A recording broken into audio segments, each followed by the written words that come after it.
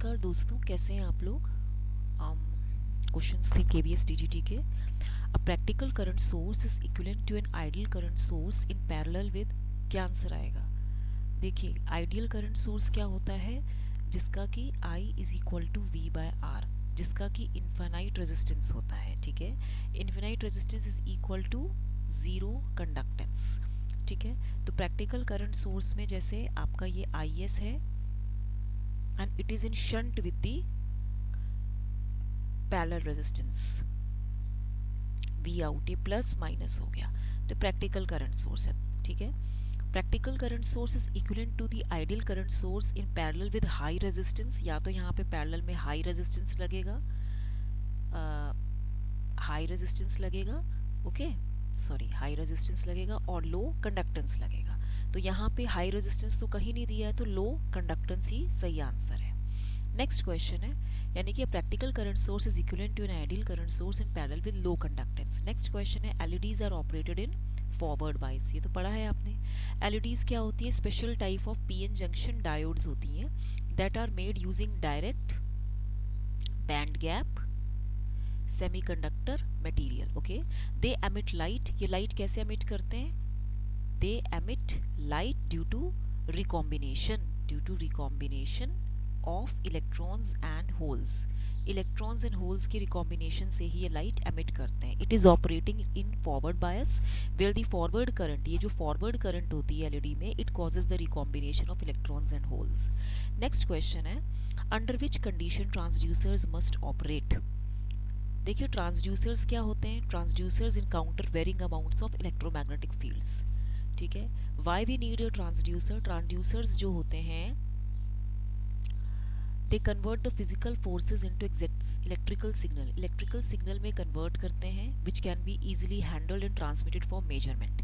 ठीक है, अब जैसे इसने बोला है जैसे सेंसर है, एक सेंसर होता है, sensor is a device that measures physical quantity. Sensor एक डिवाइस होता है that measures physical quantity. For example, आपका मर्क्यूरी थर्मोमीटर है, मर्क्यूरी थर्मोमीटर में मर्क्यूरी जो है ये सिंपली एक्सपैंड होता है when the temperature rises to give a reading for the user, इसीलिए उसमें कोई इलेक्ट्रिकल इंफेरेंस या चेंजेस नहीं होते। लेकिन ट्रांसड्यूसर जो होता है, it measures similar quantities as a sensor, लेकिन signal in a transducer is converted from one form to another, इसलिए ट्रांसड्यूसर्स को एनर्जी कन्वर्टर्स बोलते हैं।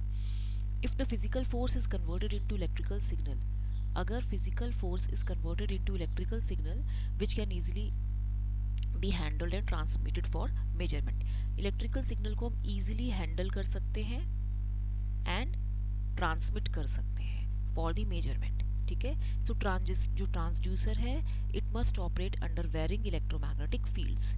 नेक्स्ट क्वेश्चन है, in a series RLC circuit, आपका क्या है, ये आर है, ये एल है, ये सी है, यहाँ पे आपका ये वोल्टेज है। अब आप इसमें देखो, what is the value of Q factor, आपको पता है ओमेगा नॉट 1/√LC है। बैंडविड्थ कितनी होती है सीरीज की, it is equal to R/L, तो Q is equal to omega naught by B। अब आप यहाँ पे पहले ओमेगा नॉट निकालेंगे तो 1/√LC, यानी कि 1/4 इंटू 10⁻³ इंटू C की value 20 into 10⁻⁻6। Omega naught is equal to 1/4 to जा कितना होता है 80 इंटू 10⁻⁻9, तो यानी कि omega naught is equal to 1/√8 into 10⁻⁻8, यही होती है ना वैल्यू। अब इस केस में जब आप इसको पूरा सॉल्व करेंगे तो ये वैल्यू कुछ आएगी 3535 हर्ट्ज। अब आप देखिए बैंडविड्थ निकालनी, हमें क्या निकालनी है, bandwidth. Bandwidth is equal to R/L, 4/4 milli henry 10⁻³ hertz हो जाएगा। Q की वैल्यू क्या होगी, omega naught by bandwidth. Omega naught कितना है, 3535 अपॉन बैंडविड्थ कितनी है 1000, 3.535। थर्ड क्वेश्चन, ठीक है, थर्ड आंसर है। नेक्स्ट क्वेश्चन है, operational amplifier circuit given below behaves as a, ये वाला सर्किट किसका है बताइए, इसका एक्सप्रेशन होता है V out minus eta V T into L N V input upon I naught R. तो नोट इसमें ये जो आपका आंसर है, ये आंसर लॉग कन्वर्टर होगा। Logarithmic and exponential amplifier of op amp uses negative feedback, तो ये लॉग कन्वर्टर की तरह काम कर रहा है। नेक्स्ट क्वेश्चन है, इस इम्पिडेंस में इसने बोला maximum real power is transferred to the load impedance. इसमें जो है सोर्स इम्पिडेंस आपको दिया है, सोर्स इम्पिडेंस यहाँ पे लिख दीजिए, source impedance 9 plus J6 ohm in the circuit shown below. ठीक है, यहाँ पे देखिए आप, फॉर एसी सर्किट में एसी वोल्टेज सोर्सेज के केस में मैक्सिमम पावर जो होती है flows from source to load only if the load impedance value is equal to the complex conjugate of Thevenin impedance. ZL is equal to ZS conjugate है, तब तो आपकी maximum power flow करेगी। ये होता है एसी केस में। DC के केस में क्या होता है, जब RL इक्वल टू RS होता है, maximum power flows from the source to the load if the resistance of given load must be equal to the Thevenin resistance. यही होगा ना। अब इस केस में आप देखिए यहाँ पे क्या है, ZL is equal to ZS conjugate है, मतलब 9 माइनस J6 है। ठीक है, तो आपका आंसर क्या होगा, fourth option. Which one of the following logic family has least propagation delay? BiCMOS, ECL, CMOS, CMOS and BiMOS, BiCMOS, ECL। ECL एक BJT लॉजिक फैमिली होता है which is generally considered as the fastest logic available। ECL जो होता है it achieves its high speed operation by employing a relatively small voltage swing। इसमें एक bye आप इसमें एक स्मॉल वोल्टेज स्विंग लगाते हो and preventing the transistors from entering the saturation region, मतलब ये it reduces the storage time. ECL transistor uses differential amplifier. तो जैसे इसने क्वेश्चन लिखा है कि किसका होता है ECL में कि मैक्सिमम स्पीड होती है जब speed is equal to distance upon time. Maximum speed है, इसका मतलब टाइम तो कम है, तो TPD लीस्ट होगा। ठीक है, और इसमें दो ट्रांजिस्टर्स होते हैं, R1 होता है, R2 होता है, ये Q1 है, ये Q2 है, ये R3 है। यहाँ पे इनपुट Vn है, यहाँ पे Vb है। ठीक है, तो यहाँ पे आउटपुट क्या है, ये Vc2 है। ठीक है, तो IT कितना है इसमें, मान लीजिए 3 मिली एम्पियर है, R3 1K है, यहाँ माइनस 5.2 वोल्ट है, तो ये VEE है। ठीक है, तो यहाँ पे ये ग्राउंड है, तो आपका ECL होगा। नेक्स्ट क्वेश्चन है, which one of the following can be used as a photo detector in fibre optic communication. Answer है pin diode. Pin diodes are used in fiber optic network cards and switches. They are designed to detect photons. They are designed to detect photons and ये optical detection में use होते हैं। इसमें क्या होता है कि रिवर्स करंट फ्लो करती है through the photo diode when it is sensing light. When photons excite carriers, when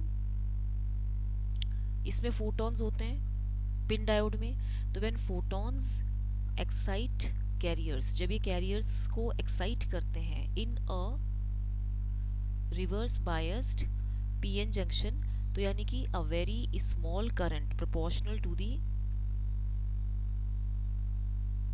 light intensity starts to flow. जो इंटेंसिटी होती है depends on the wavelength of light.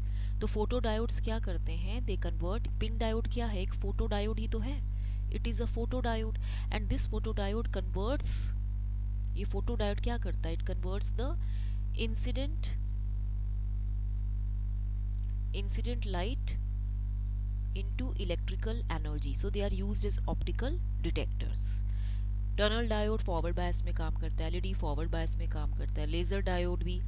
तो पिन डायोड आपका reverse bias में काम करता है। ठीक है, तो जब भी रिवर्स करंट फ्लो करेगी through the photo diode when it is sensing light, when photons excite carriers in a reverse bias PN junction, तो what happens, a very small current proportional to the light intensity starts to flow। ठीक है, तो इसलिए आपका answer pin diode होगा। Next question है, the 6 volt zener diode shown in the figure has a zero zener resistance and a knee current of 5 milli ampere. तो minimum value of R so that the voltage across it does not fall below 6 volt is. देखिए minimum current flowing through the zener diode को ही हम, जो होता है minimum current को ही हम जीनर करंट बोलते हैं, जीनर नी करंट बोलते हैं। तो यहाँ पे जो आपका VZ है ये तो 6 वोल्ट है, IZ आपका कितना हो जाएगा, IZ आपका जैसे इसने बोला है 5 मिली एम्पियर, ये 5 मिली एम्पियर दिया, तो बाय KVL लगाएंगे by KVL at node A. इसकी वैल्यू यहाँ पे 6 आ गया, तो 6 minus 10/50 plus minimum value of R कह रहा है ना, ये 6 वोल्ट जीनर डायोड दिया है, एंड इसमें प्लस 6/R एंड IZ दिया है इसमें, प्लस IZ इक्वल टू 0। तो 6 minus 10 minus 4/50 plus 6/R plus IZ कितना हो जाएगा 5 मिली एम्पेयर, 0.005 इक्वल टू 0। ये वैल्यू कितनी हो जाएगी -0.08, ठीक है, एंड ये प्लस 0.005 है, इज इक्वल टू आप लिख सकते हो -6/R समथिंग, या 6/R is equal to 0.08 minus 0.005। तो इसकी वैल्यू R की वैल्यू कुछ 80 ओम आएगी। अगर आप 0.08 में से माइनस 5 कैंसिल करो तो 0.075 इज इक्वल टू 6/R। तो यहाँ पे आप अगर ऐसे करोगे तो ये कितना हो जाएगा, R की वैल्यू 40 इंटू 6/3, तो ये 80 ओम। तो आंसर आपका 80 ओम आएगा, ठीक है। नेक्स्ट क्वेश्चन है, when biased correctly a Zener diode has a constant voltage across it। Easy question है ना। when the voltage across the terminals of a Zener diode, जैसे ये Zener diode है, जब when the voltage across the terminals of a Zener diode is reversed, जब आप VZ को reverse कर देंगे, the potential reaches the Zener voltage। इसमें क्या होता है कि junction breaks down and the current flows in reverse direction. इस इफेक्ट को जीनर इफेक्ट कहते हैं। तो जीनर डायोड आपका एक वोल्टेज रेगुलेटर होता है, इसीलिए ये इसका काम करेगा। नेक्स्ट है, an amplifier is used to obtain, amplifier मतलब एम्पलीफाई करता है सिग्नल को, इंक्रीज्ड वोल्टेज करंट और power of an input signal. Strength का मतलब होता है increasing voltage current and power gain, ठीक है। तो amplifier is used to obtain an amplification of a communication signal. ये एक इलेक्ट्रॉनिक सर्किट होता है जो किसी भी वीक इनपुट सिग्नल की स्ट्रेंथ को बढ़ाता है। इट इज बिकॉज ये एम्पलीफाई कैसे करता है, जो रिएक्टेंस होता है कैपेसिटर का, it changes with the signal frequency. Reactance of capacitor changes with signal frequency and therefore affects output voltage, ठीक है। Curve drawn between voltage gain and signal frequency के बीच में जो हम कर्व ड्रॉ करते हैं उसको बोलते हैं frequency response, right. Next question है, which of the following oscillator is used for audio frequency applications and provides wide range of frequency. Wien bridge oscillator, ये क्या करता है, वाइड रेंज ऑफ फ्रीक्वेंसी देता है, ऑडियो फ्रीक्वेंसी एप्लीकेशन में use होता है। मेन एडवांटेज क्या होता है इस ऑसिलेटर का, is that frequency can be varied, frequency can be varied in range of 10 Hz to 1 MHz। 10 Hz से 1 MHz की फ्रीक्वेंसी के बीच में इसको वेरी कर सकते हैं, जबकि RC ऑसिलेटर्स में frequency is not varied. RC oscillators में, इन RC oscillators frequency is not varied. When bridge oscillator जो होता है आपका, it is mostly use because of its important feature. एक तो सर्किट जो होता है it is free from circuit fluctuation से फ्री होता है, ठीक है, एंड एम्बिएंट टेम्परेचर, ठीक है। तो ये है। तो हार्टली ऑसिलेटर क्या करता है, it is mostly used in radio receivers, ये रेडियो रिसीवर में यूज होता है, ठीक है।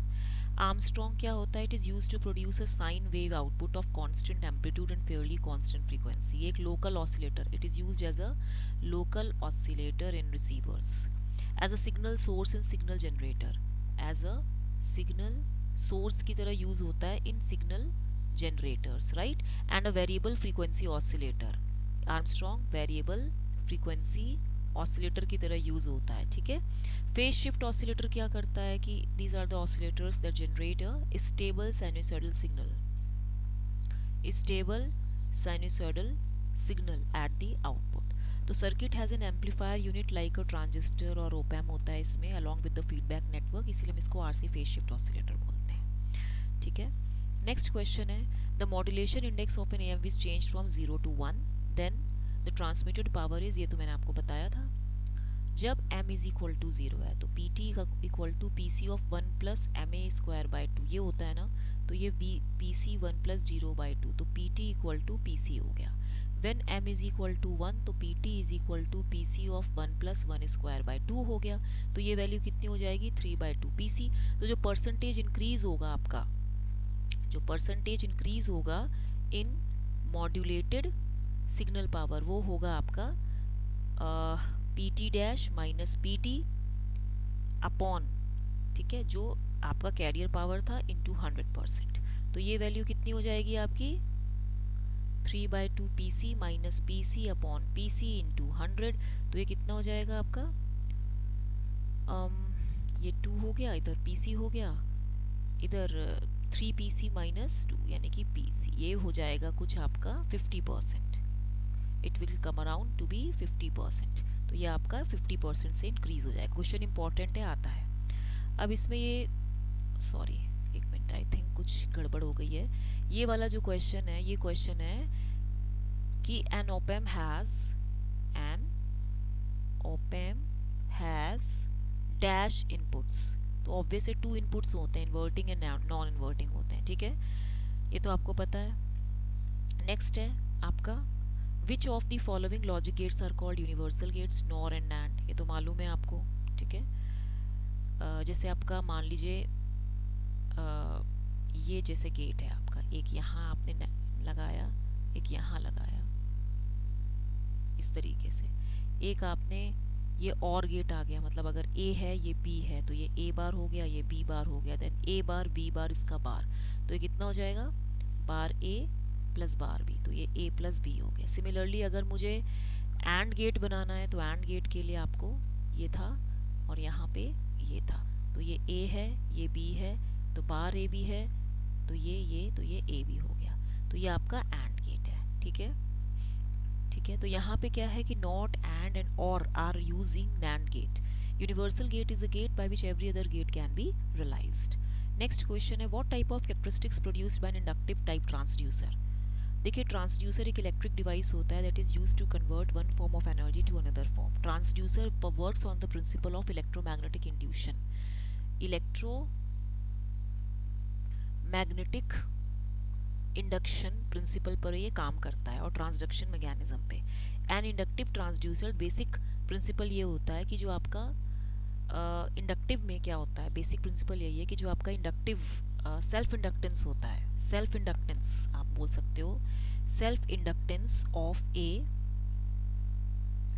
सिंगल कॉइल और mutual inductance between two coils. दो कॉइल्स के बीच में म्यूचुअल इंडक्टेंस होगा और एक सिंगल कॉइल के बीच में सिंगल सेल्फ इंडक्टेंस होगा. तो it is changed by the quantity that is to be measured. Self inductance या mutual inductance between two coils is changed by a quantity that is to be measured. तो inductive transducers आपका self generating type का होता है या passive होता है. It is a kind of self generating और passive type. Self generating uses the principle of fundamental electric generator. It does not require any external power and they produce analog voltage or current when stimulated by some physical form of energy. Self generating मतलब होता है ये अपने इसको कोई बाहर से input नहीं चाहिए. एंड पैसिव ट्रांसड्यूसर में it requires an external power and output is measure of some variation. ठीक है, तो सेल्फ जनरेटिंग है. The resistivity of a wire depends on the nature of the material of the wire. ठीक है, क्योंकि आपको पता है रेजिस्टिविटी फॉर्मूला क्या होता है. Resistivity is the property of the material which depends on the nature and the composition of the material, and the composition is affected by temperature. जो resistivity होती है it is numerically equal to the resistance of a substance having unit area of cross section and unit length. देखिए R is equal to rho L by A, तो rho is equal to R A by L. तो formula of it is independent of the shape and size of the body. ठीक है, resistivity is the intrinsic property of the substance. Rho is equal to m upon n e square tau. M is the mass of electron, n is the number of electrons per unit volume of the conductor, and tau is the relaxation time.